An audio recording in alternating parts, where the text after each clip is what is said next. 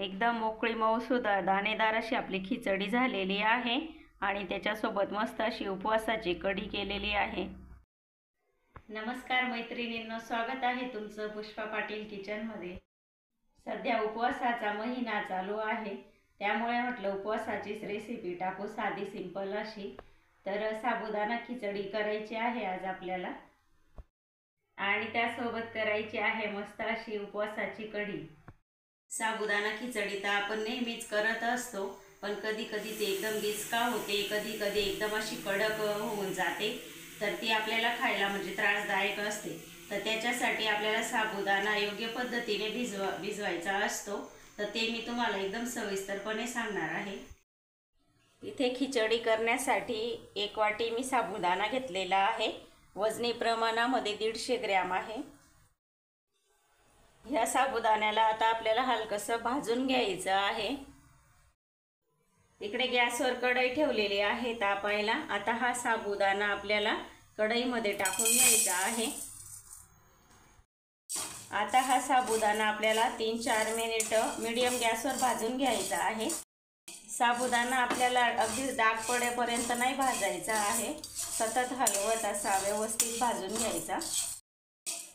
साबुदाणा असा भाजून घेतल्याने हलका होतो आणि लवकर भिजण्यासाठी मदत होते।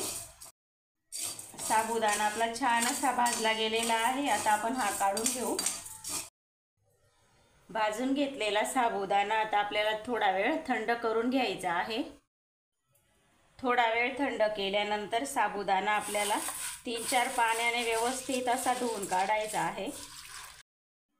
साबुदाणा धुताना त्याच्यामध्ये असं व्हाईट असं पावडर लागतं, तर ते पूर्णपणे आपल्याला निघेपर्यंत साबुदाणा धुवायचा आहे। 3-4 वेळा धुतला ना तर व्यवस्थित धुतला जातो। तर हा साबुदाणा असा म्हणजे जास्त स्टार्च सोडत नाही, साबुदाणा चांगला आहे। काही साबुदाणा असतो ना तर त्याच्यामध्ये जास्त स्टार्च असतात, तर जास्त असं व्हाईट पाणी निघतं, तर ते पूर्ण आपल्याला काढून टाकायचं आहे। तर मी हा 2-3 वेळा धुवून घेतलेला आहे।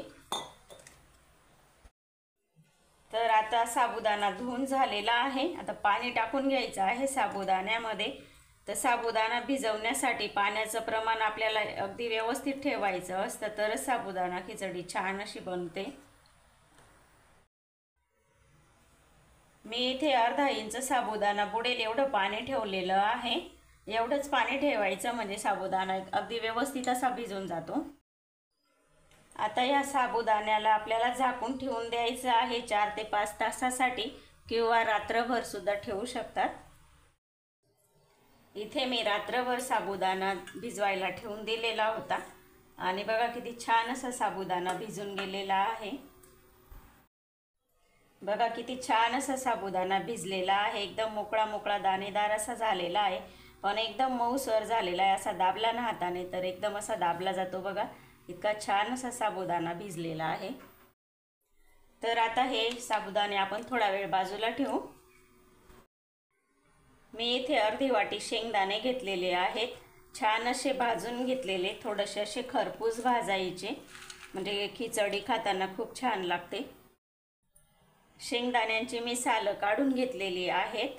आता हे आपल्याला मिक्सरच्या भांड्यामध्ये टाकून भरड अशी करून घ्यायची आहे। अगदी बारीक करायचे नाहीये किंवा जाड पण ठेवायचे नाही, मध्यम असं कूट करून घ्यायचं आहे।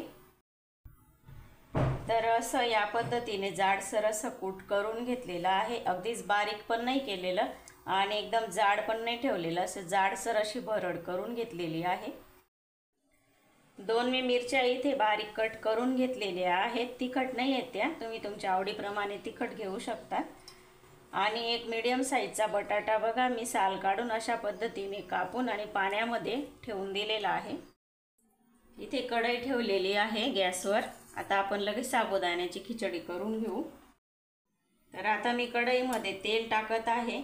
मी इथे तेल वापरत आहे, तुम्हाला जर तुपामध्ये करायचे असेल ना तर तूप सुद्धा वापरू शकता, तुपामध्ये पण खूप छान लागते। इथे तेल छान तापलेलं आहे। मी जिरं घालत आहे, तुम्हाला जर चालत असेल उपवासाला तर घाला।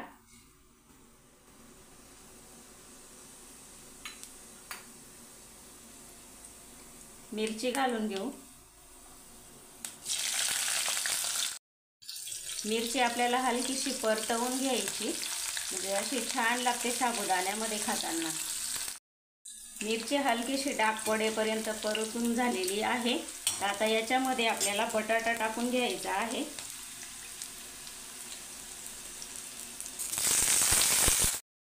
बटाटा आपण व्यवस्थित असा तेलामध्ये परतवून घेऊ।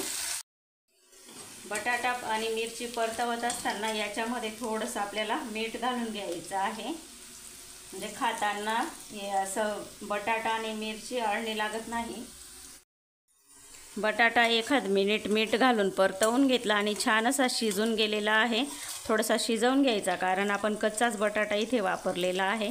तर बघा छान असा शिजलेला आहे, हे बघा। तर याच्यामध्ये आता आपल्याला हे साबुदाणे घालून घ्यायचे आहेत। त्याच्या आधी साबुदाणा पूर्णपणे असा मोकळा करून घ्यायचा आहे। तर आता हा मोकळा केलेला साबुदाणा आपण बटाट्यांमध्ये घालून घेऊ। तर आता आपल्याला हे साबुदाणे थोडेसे परतवून घ्यायचे आहेत।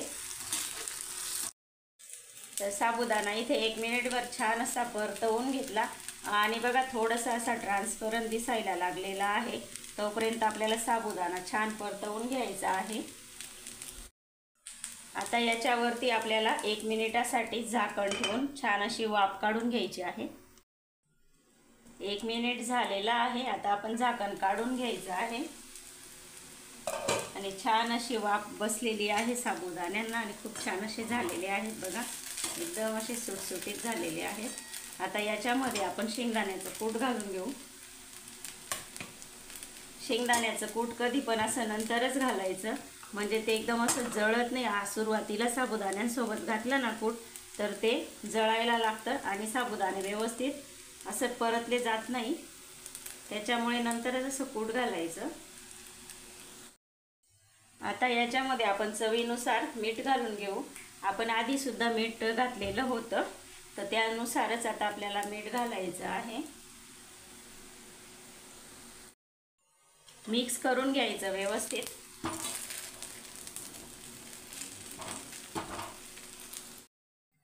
कूट टाकून बघा छान असं परतवून घेतलं आणि खूप छान अशी आपली खिचडी एकदम मोकळी सळसळीत अशी झालेली आहे बघा। एकदम साबुदाणा असा एक मोकळा मोकळा झालेला आहे। तर आता हे कूट आणि साबुदाणे व्यवस्थित असे 1 मिनिटभर परतवून घेऊ।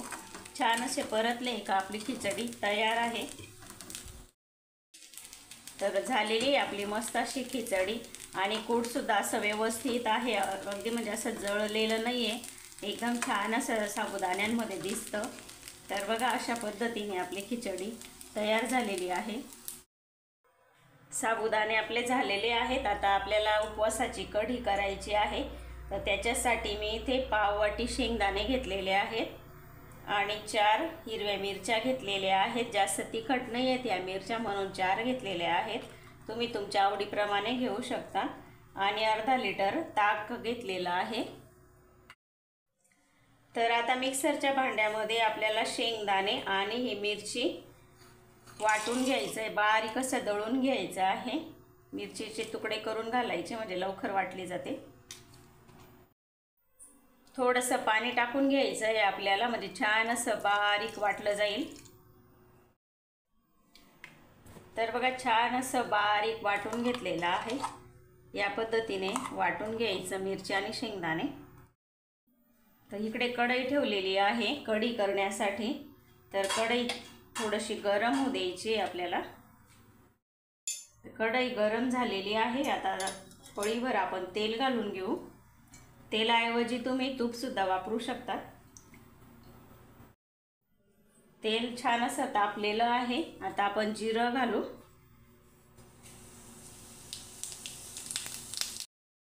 जिरं छान असं फुललेलं आहे। आता आपण हा जो मसाला केलेला आहे तो घालून घ्यायचा आहे वाटण।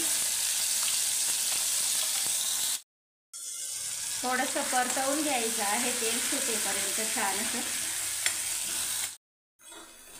छान असं तेल सुटेपर्यंत परतवून घेतलं हे वाटण, कारण आपण मिरची कच्चीच घेतलेली होती। शेंगदाणे तर होते भाजलेले, पण मिरची आपण कच्ची घेतलेली होती, त्यामुळे असं थोडंसं छान असं परतवून घ्यायचं, म्हणजे कढी छान अशी चविष्ट लागते। तर आता आपण हे मिक्सरच्या भांड्यामध्ये थोडंसं पाणी घालून घेतलेलं आहे आणि व्यवस्थित असं हलवून याच्यामध्ये टाकून घेऊ। मिक्स करून घेऊ व्यवस्थित असं। सर्व असं व्यवस्थित मिक्स झालेलं आहे। आता याच्यामध्ये आपण जे ताक घेतलेलं आहे ते घालून घ्यायचं आहे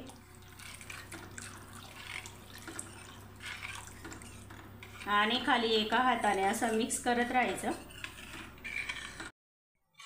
आता ताक घेतलेल्या भांड्यामध्ये थोडंसं पाणी घातलं, छान असं मिसळून घ्यायचं त्याला आणि ते पाणी सुद्धा आपण याच्यामध्ये टाकून घेऊ। मिक्स करून घेतलं थोडंसं पाणी टाकून। आता आपण याच्यामध्ये चवीनुसार मीठ घालून घेऊ।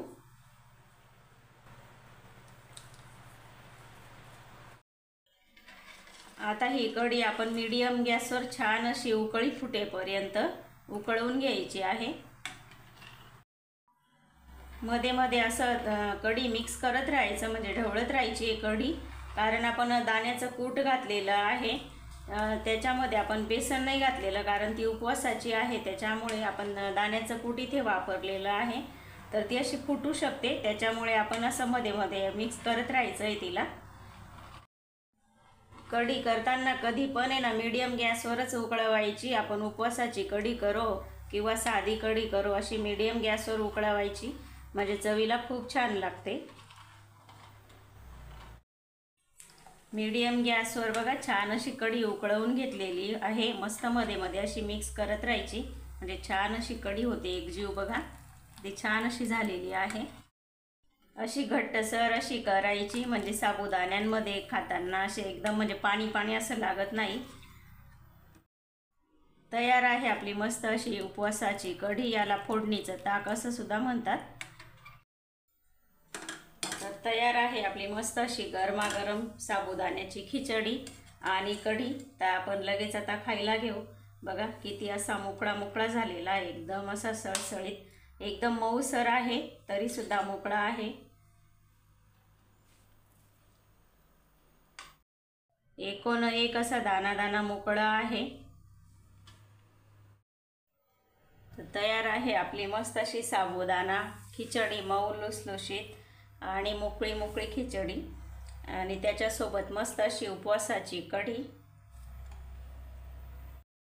तुम्हाला ही मोकळी मऊसूद साबुदाणा खिचडी आणि कढीची रेसिपी आवडली असेल तर पुष्पा पाटील किचनला लाईक करा, शेअर करा, सबस्क्राईब करायला विसरू नका। धन्यवाद।